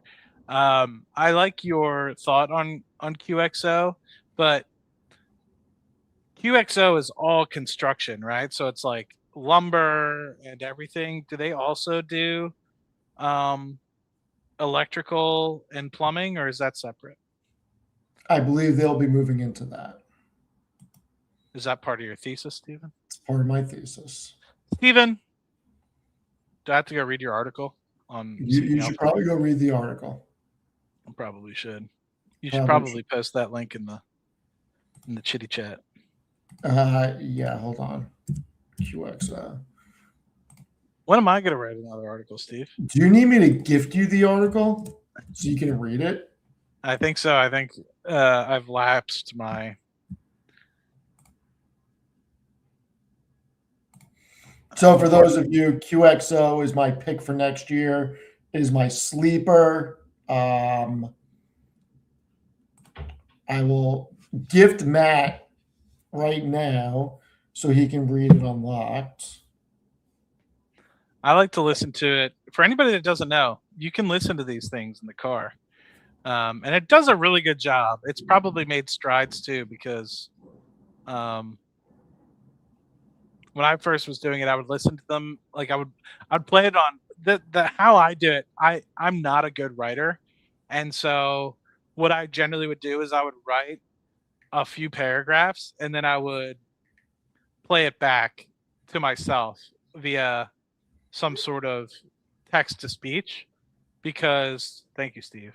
So that way I can so I can hear it out loud, because the way I type, I think confuses people, because like I said, I'm not very intelligent. So and English is my second language, numbers are my first. So yeah. Well, Taking a second. I think I'm gonna go figure out dinner. Maddie, you should figure out dinner too and finish watching Billions or something. I think that might be the play. Yeah, So appreciate everybody being here. I know we got a little sidetracked. Probably the first 80% of stocks got a little sidetracked with the White House's favorite quant. Please go follow at Real Money. If we get to, I don't know, 50,000 new followers, can we get your name changed, Matt? Yeah, of course. Yeah, 50,000. I feel like I'd owe it to people, because at that point I only have 18K on YouTube. I mean, I think we should say that if Matt gets to 50,000 followers, that he changes name to White House Quant. White House Quant's pretty good, right? I love it. I love it. It's pretty good. I love it. Well, everybody, hopefully you enjoy the rest of your Sunday. Thank you for hanging out with us. Got to go get some dinner, finish writing another article.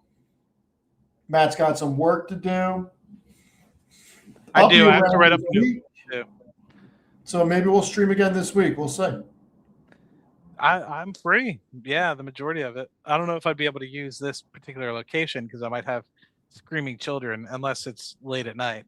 But generally when the kids are down here, they don't go to bed until 10. So I might have to be seconded to the pool house. June, maybe. Let me see what I got going on. What time does Amit normally go on? 7:45? I think so. Yeah, maybe. Well, let's say. Maybe it doesn't even have to be that long. Maybe just for half an hour. Steve. You want to come back on at 7:45 for half an hour? I mean, I'm not gonna say I won't do it. I mean, I will if you will. I'll do it. It would be nice to Right. see your beautiful face. So And, if Amit's really not going live, I guess Maddie and I will. No, I don't have kids. My sister's coming down on Tuesday. She has the kids. My nieces and nephews. All right. So I'll set up a link now, and Maddie and I will be back on at 7:45. I'll probably just be like a 30-minute thing. It's not going to be long. What's up with this Amit thing? You know, he's taking market closes off. He has a life. I might have to talk to him. He's getting. You had your talk with me, like Maddie. You're getting too comfortable. Where the Seeking Alpha. Well, I mean, I still don't see a freaking Seeking Alpha article. I'm just saying. You're not wrong, and Amit, I think if Amit is able to make 80% of what he has scheduled, I can't fault him. I don't show up at all, so it's very different, right? Like me not writing any Seeking Alpha, different than Amit not showing up for a futures, So, I mean, this is true. I'm giving him crap because I can, not because he actually deserves it. So. Very the guy true. The guy works hard. So if he misses a future stream, then I can't fault the guy. All right. Well, so hopefully you guys aren't like Matt was giving you crap. Like it's in jest. I'm not actually like. Yeah, I'll get the White House involved to be like, why aren't you streaming the futures? This is. Yeah, one stream on the White House, and I immediately have a different background. All right, I'm making the thumbnail right now. Ooh, are you going to show us live? You'll see it. You'll see it. I don't even know how to get the future stuff. Let's go to CNBC, right? Or CNN? Pre-market?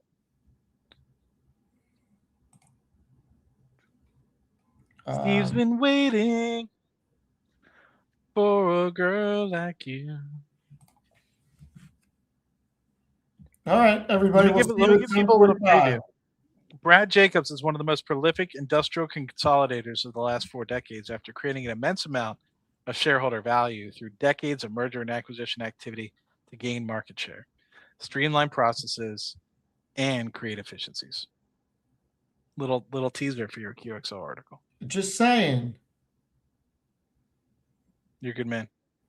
Just saying. Brad Jacobs is a freaking... Now, how'd you hear about QXO? Was that Hot Ken?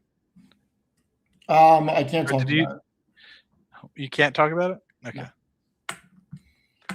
No, I can't talk about it. No, I know his background, and I know people that have invested in his prior companies, and they're very bullish on this one. Very good. Cool, man. All right. Well, I'll see you at 7:45. All right. Later. 2 hours, 40 minutes. See everybody in a little bit. Thank you for being here. Bye, Steve. Bye, Matt.